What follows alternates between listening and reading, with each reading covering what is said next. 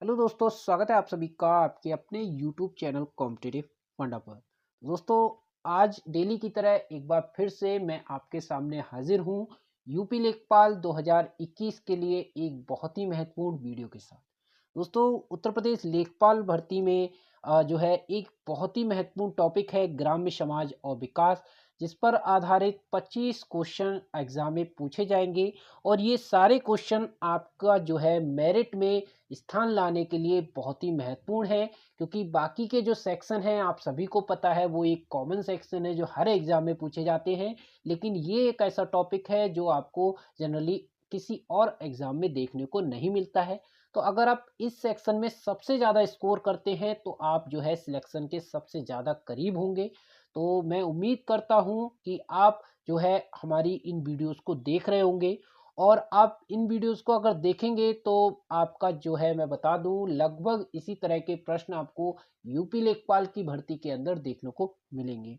इसी तरह के प्रश्न जो है प्रीवियस ईयर में भी पूछे गए थे और आगे भी इसी तरह के प्रश्न जो है आगे एग्जाम में देखने को मिलेंगे।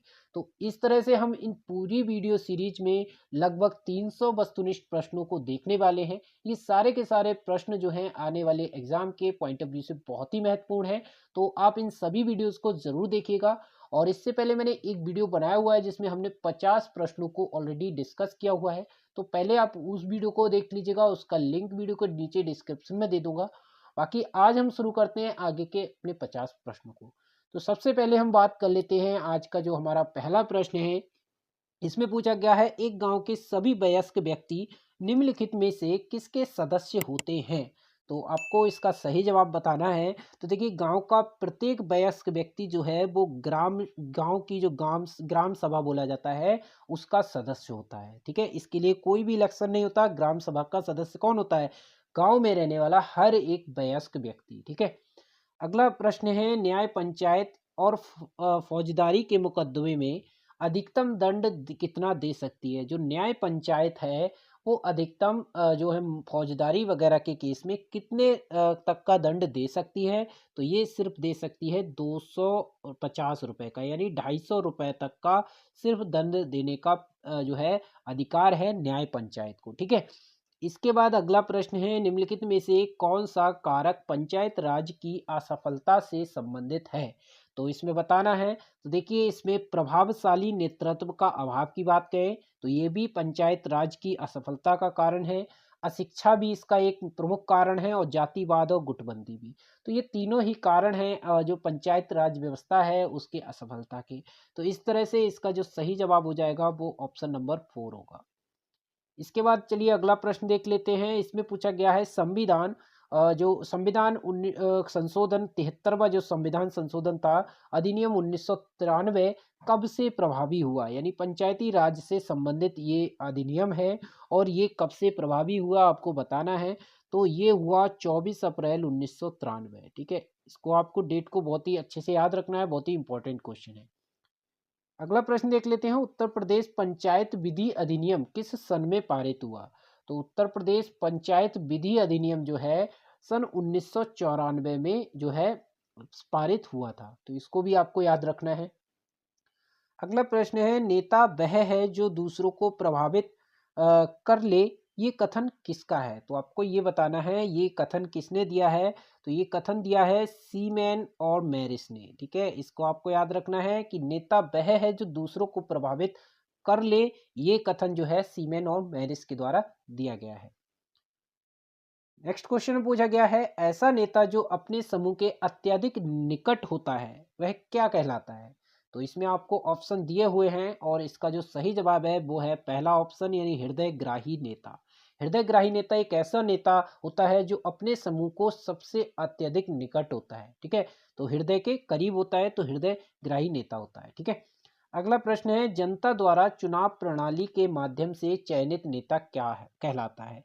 तो जो जनता के द्वारा जो चयनित किया जाता है नेता उसको क्या कहते हैं। तो वो कहलाता है प्रजातांत्रिक नेता। ऑप्शन 3 इसका एकदम सही जवाब होगा। अगला प्रश्न देख लेते हैं निम्नलिखित में से कौन धार्मिक पेशेवर नेता की श्रेणी में आता है। तो इसमें देखिए पुजारी की बात करें तो ये भी एक धार्मिक पेशेवर है। महंत की बात करें तो ये भी धार्मिक पेशेवर, पुरोहित भी जो है धार्मिक पेशेवर नेता है, यानी कि ये फोर्थ जो ऑप्शन है इसका एकदम सही जवाब हो जाएगा। अगला प्रश्न है, मध्यस्थ नेता की व्याख्या किसके द्वारा प्रस्तुत की जाती है? तो मध्यस्थ नेता की अगर हम बात करें तो इसमें जो है व्याख्या किसने प्रस्तुत की है? ये की है एवलिन वुड ने। ऑप्शन 3 इसका एकदम सही जवाब है। अगला प्रश्न है, भारतीय गांवों में निम्नलिखित में से किस प्रकार के नेता पाए जाते हैं? तो गांव के अंदर जो किस प्रकार के नेता पाए जाते हैं, तो इसमें आप देखिए परंपरागत नेता पाए जाते हैं, कार्यात्मक नेता और व्यावसायिक एवं समूह नेता।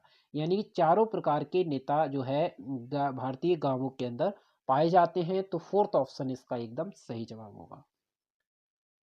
अगला प्रश्न है, वे व्यक्ति जो अपने पद एवं प्रभाव के कारण नेतृत्व का अधिकार प्राप्त कर ले क्या कहलाते हैं? तो ऐसे व्यक्तियों को क्या कहा जाता है, ऐसे नेताओं को क्या कहा जाता है? तो ऐसे नेता कहलाते हैं संस्थागत नेता। ठीक है, ऐसे व्यक्ति जो अपने पद और प्रभाव के कारण नेतृत्व का अधिकार जो है प्राप्त कर लेते हैं उन्हें संस्थागत नेता कहते हैं। ठीक है, अगला प्रश्न है, ग्रामीण समाज में मुख्य व्यवसाय के रूप में निम्नलिखित में से किसे अपनाया जाता है? तो ग्रामीण समाज में जो है सबसे ज़्यादा मुख्य जो व्यवसाय है वो कौन सा है? तो आप सभी को पता होगा, सबसे बड़े पैमाने पे जो किया जाता है व्यवसाय वो कृषि है और दूसरे नंबर पे पशुपालन है। ठीक है, तो ऑप्शन नंबर 2 इसका एकदम सही जवाब है। अगला प्रश्न है, नगर को चारों ओर से घेरने वाले ग्रामीण क्षेत्र को क्या कहा जाता है? तो नगर के चारों ओर से घेरने वाले ग्रामीण क्षेत्र को जो कहा जाता है वो कहलाता है उपनगर। ऑप्शन नंबर 3 इसका एकदम सही जवाब होगा। एक नगर में रहने वाले लोगों को संबोधित करने के लिए कौन सी अवधारणा का प्रयोग किया जाएगा? तो आपको बताना है, अगर एक ही नगर के रहने वाले लोग हैं उनको संबोधित करना है तो उसके लिए कौन से वर्ड का यूज किया जाएगा? तो वो कहलाता है समुदाय। ठीक है, समुदाय ऑप्शन नंबर 1 एकदम सही जवाब होगा। किसने ये कहा है कि नगरवाद एक जीवन पद्धति है जबकि नगरीकरण एक प्रक्रिया है? तो ये ऐसा कथन किसके द्वारा कहा गया है? ये कहा गया है लुईस विर्थ के द्वारा। तो आपको याद रखना है, ऐसे लुईस विर्थ ने कहा है कि नगरवाद एक जीवन पद्धति है और जबकि नगरीकरण एक प्रक्रिया है। नगरवाद का अर्थ क्या होता है? नगरवाद का अर्थ क्या होता है? तो देखिए, नगरवाद का जो अर्थ होता है वो होता है नगरीय जीवन पद्धति। ठीक है, अभी आपने ऊपर क्वेश्चन में भी देखा था, नगरीय जीवन पद्धति। संस्कृतिकरण की अवधारणा का प्रतिपादन निम्नलिखित में से किस विद्वान ने किया है? तो इसका जो सही जवाब होगा वो होगा श्रीनिवास। श्रीनिवास ने संस्कृतिकरण, संस्कृतिजाइजेशन का अवधारणा का प्रतिपादन किया है। ठीक है, इसको आपको याद रखना है। श्रीनिवास ने religion and society among the Coorgs of South India नामक पुस्तक की रचना कब की थी? तो इसकी सन आपको बतानी है, तो ये की थी 1952 सन के अंदर। ठीक है, अगला प्रश्न देख लेते हैं, हमारी संस्कृति वह है जो हम हैं, इस कथन के आधार पर संस्कृति और सभ्यता में अंतर करने वाले विद्वान कौन हैं? तो इसका जो सही जवाब होगा वो होगा मैकाइवर एवं पेज। ऑप्शन 1 इसका एकदम सही जवाब। कृषि व्यवसाय में आधुनिकता का प्रतीक बताना है। कृषि व्यवसाय में आधुनिकता का प्रतीक क्या है? आधुनिकता का प्रतीक है हरित क्रांति। ठीक है, आप सभी को पता होगा इसके बारे में। इंडियन विलेज नामक पुस्तक के लेखक हैं, इंडियन विलेज नामक जो पुस्तक है उसके लेखक कौन है आपको बताना है। तो इसका जो सही जवाब होगा वो होगा S.C. दुबे। ऑप्शन नंबर 2 इसका एकदम सही जवाब है। मैदानी गांव समृद्ध हैं किंतु पहाड़ी गांव नहीं, क्योंकि? इसका आप ऑप्शन देखिएगा, पहले ऑप्शन में दिया है पहाड़ों पर लोग आलसी होते हैं, बिल्कुल गलत। पहाड़ों पर जलवायु ठंडी होती है, बिल्कुल गलत। पहाड़ों पर लोगों की खेती में रुचि नहीं है, बिल्कुल गलत। पहाड़ों पर कृषि हेतु भूमि अपर्याप्त है, बिल्कुल, ये बिल्कुल सही हो जाएगा। तो ऑप्शन नंबर 4 इसका एकदम सही जवाब होगा। गांव में शहरों की ओर प्रवसन को रोकने के लिए सर्वाधिक महत्वपूर्ण उपाय आपको बताना है, कौन सा उपाय है? तो देखिए, सबसे पहला ऑप्शन है गांवों में रोजगार के अवसरों की उपलब्धता, बिल्कुल ये सही हो जाएगा। गांवों में सड़कों का निर्माण, इससे ऐसा नहीं होगा, प्रवसन नहीं रुकने वाला। गांवों में बिजली की व्यवस्था, बिल्कुल नहीं। गांवों में जीवन की गुणवत्ता का सुधार, नहीं। सबसे प्रमुख जो कारण है वो है रोजगार, जिसकी वजह से गांवों से शहरों की ओर प्रवसन होता है और उसको रोकने के लिए यही एकमात्र जो है उपाय है। तो ऑप्शन 1 इसका एकदम सही जवाब हो जाएगा। अगला प्रश्न है, गांवों का सामाजिक संगठन प्रभावित होता है। तो गांव का जो सामाजिक संगठन होता है वो जाति व्यवस्था से प्रभावित होता है, कस्बों की समीपता से प्रभावित होता है और परिवार और संचार के साधनों से प्रभावित होता है। तो ये चार तीनों ऑप्शन सही हैं, इसलिए फोर्थ ऑप्शन इसका एकदम करेक्ट आंसर हो जाएगा। नेक्स्ट क्वेश्चन है, निम्नलिखित में से कौन एक ग्रामीण समाज से संबंधित है। तो ग्रामीण समाज से कौन संबंधित है। तो देखिए, ग्रामीण समाज में अगर हम बात करें तो सबसे मेन है कृषि। कृषि जो है सिर्फ और सिर्फ ग्रामीण समाज से संबंधित है। फॉकवेज पुस्तक के लेखक बताने हैं। फॉकवेज जो पुस्तक है वो किसने लिखी है। तो ये लिखी है समनर ने। समनर राइटर हैं जिन्होंने फॉकवेज जो है पुस्तक लिखी है। धर्म आध्यात्मिक शक्तियों का विश्वास है, ये कथन किसका है। तो जो है ये कथन जो दिया है वो टॉयलर के द्वारा दिया गया है। टॉयलर ने कहा है कि धर्म आध्यात्मिक शक्तियों का विश्वास है। रिलीजन शब्द किस भाषा से बना है। तो जो रिलीजन शब्द है वो लैटिन भाषा का एक शब्द है और इसको आपको याद रखना है, लैटिन भाषा से रिलीजन शब्द बना है। कौन सा धर्म से संबंधित व्यवहार नहीं है। तो धर्म से संबंधित व्यवहार की बात करें तो ये हो गया, देखिए पहला ईश्वर पूजा, ये धार्मिक तौर पर होती है, हर धर्म में अलग अलग होती है।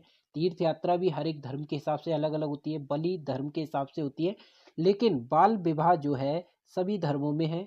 तो ये कौन सा धर्म से संबंधित व्यवहार नहीं है। तो ऑप्शन नंबर 3 इसका सही जवाब हो जाएगा। कौन सा व्यवहार प्रथा से संबंधित है। तो प्रथा से संबंधित की बात करें तो देखिए, ईमानदारी की बात करें, ये प्रथा से संबंधित नहीं है। ईमानदार कोई भी हो सकता है, अहिंसा भी कोई प्रथा नहीं है, सदाचार कोई प्रथा नहीं है। जो प्रथा की अगर बात करें तो ये है जाति में विवाह। ऑप्शन नंबर 1 जो है व्यवहार प्रथा से संबंधित है। ठीक है, निम्न में कौन धर्म से संबंधित नहीं है। धर्म की बात हो रही है तो धर्म से कौन सा संबंधित नहीं है। तो देखिए, पवित्रता जो है धर्म के पर आधारित है। आदर भी धर्म के हिसाब से, भय धर्म, लेकिन जो सदाचार है वो किसी भी धर्म से संबंधित नहीं है। किस विद्वान ने प्रथा को महान शक्ति कहा है। तो प्रथा को जो महान शक्ति, ऐसे कौन से विद्वान है जिन्होंने कहा है। तो वो है ऑप्शन नंबर 1 लॉक ने। ठीक है, अगला प्रश्न है, किस विद्वान ने प्रथा को मानव जीवन का प्रमुख न्यायाधीश कहा है। तो ऐसे वैज्ञानिक हैं बेकन, जिन्होंने प्रथा को मानव जीवन का प्रमुख न्यायाधीश कहा है। अगला प्रश्न देख लेते हैं, यतुम्ब दया नि श्रेयस सिद्धा सा धर्म, ये श्लोक किस धर्म से संबंधित है। तो ये जो श्लोक है संस्कृत का श्लोक है और ये हिंदू धर्म से संबंधित है। जो लोक और परलोक का कल्याण करे वह धर्म है, ऐसा कौन सा धर्म है। इस कथन सॉरी ये कथन किस दर्शन से संबंधित है आपको बताना है। तो इसका जो सही जवाब है वो वैशेषिक दर्शन। ऑप्शन नंबर 1 इसका सही जवाब होगा। श्रीमद् भागवत में धर्म के कितने लक्षण बताए गए हैं। तो श्रीमद् भागवत जो है उसके अंदर जो धर्म के लक्षण बताए गए हैं वो लगभग आपके जो है 30 लक्षण आपको बताए गए हैं। ठीक है, ऑप्शन नंबर 3 इसका सही जवाब है। किसने कहा है कि जाति एक बंद वर्ग है। ऐसा किसने कहा है। तो यहाँ पर जो बात करें तो ये है मजूमदार एंड मदन ने कहा है कि जाति एक बंद वर्ग है।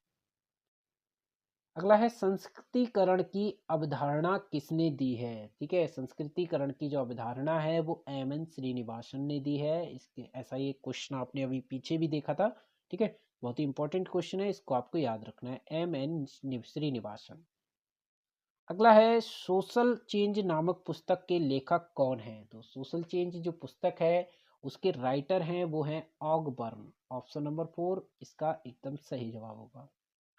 दास कैपिटल पुस्तक के लेखक आपको बताना है। इसके जो ये पुस्तक है बहुत ही फेमस पुस्तक है और ज़्यादातर लोग इसका आंसर जानते होंगे और इसका जो सही जवाब है वो है कार्ल मार्क्स। ठीक है, ऑप्शन नंबर 3 इसका सही जवाब होगा।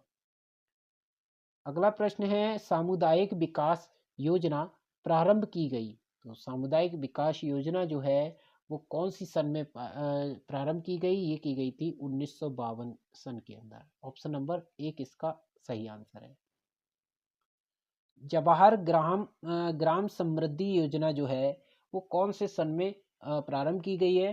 तो ये की गई है 1999 ईस्वी में। ठीक है, 1999 में। स्वर्ण जयंती ग्राम स्वरोजगार योजना प्रारंभ की गई।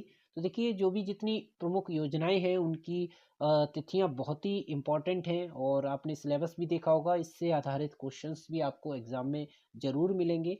ठीक है, तो स्वर्ण जो जयंती ग्राम स्वरोजगार योजना है, ये 1 अप्रैल 1999 में प्रारंभ हुई थी। तो इसकी भी आपको डेट याद रखनी है।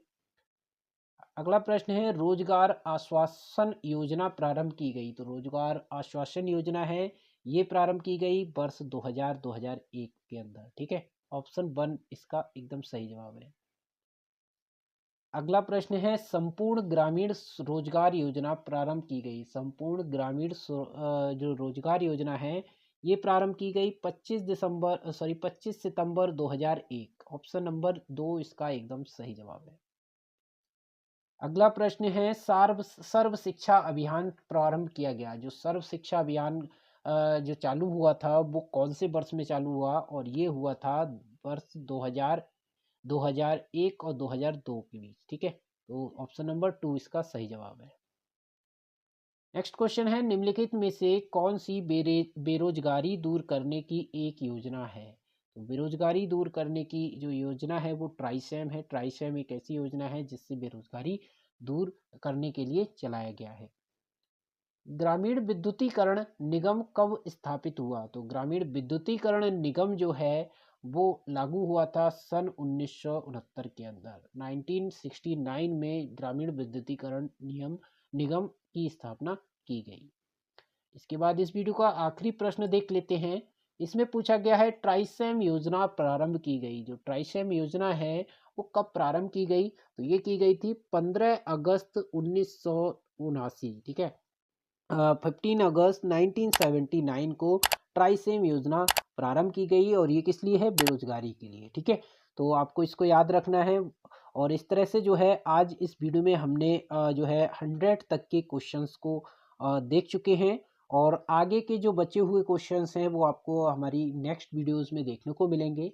तो और इससे पहले वाली जो वीडियो है जिसमें हमने 50 प्रश्नों को देखा है, अगर आपने वो वीडियो नहीं देखी है तो वीडियो के डिस्क्रिप्शन में जाके उसका लिंक मिल जाएगा, वहाँ से उस वीडियो को देख लीजिएगा।